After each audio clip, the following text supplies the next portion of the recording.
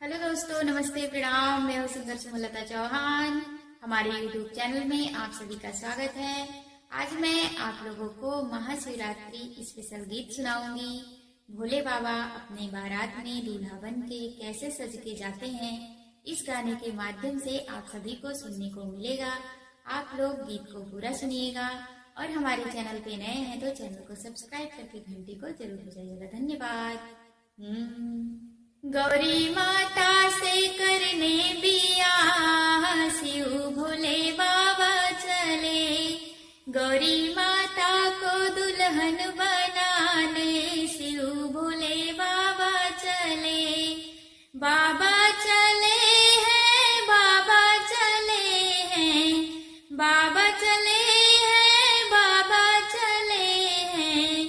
सिर सोने के मौरवा लगाए शिव भोले बाबा चले। गौरी माता से करने बियाह शिव भोले बाबा चले। भूत पिशाच लेके आए बराती, देख चकित सब नगर के वासी।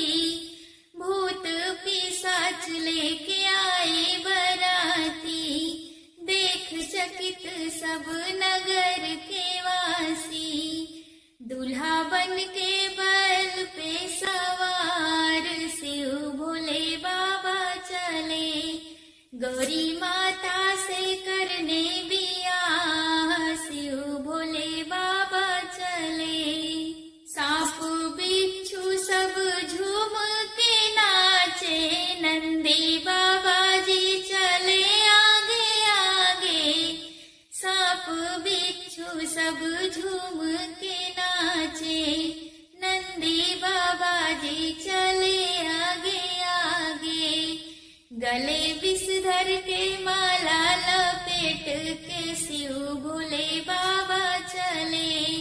गौरी माता से करने बियाह शिव भोले बाबा चले।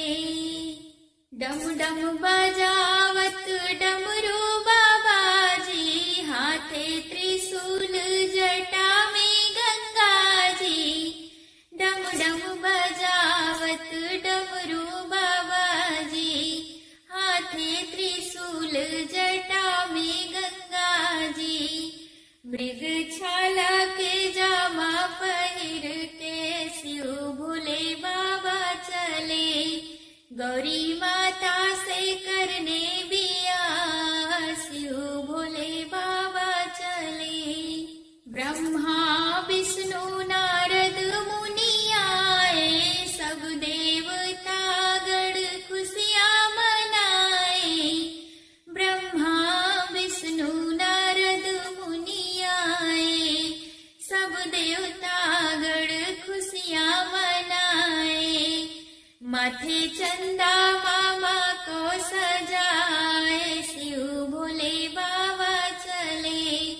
गौरी माता से करने बियाह शिव भोले बाबा चले। देवलोक से 7 सुहागिन मंगल गीत गावे शिवरात्रि के दिन। देवलोक से 7 सुहागिन मंगल गीत गावे शिवरात्रि के दिन। गौरी माता को दुल्हन बनाने शिव भोले बाबा चले। गौरी माता से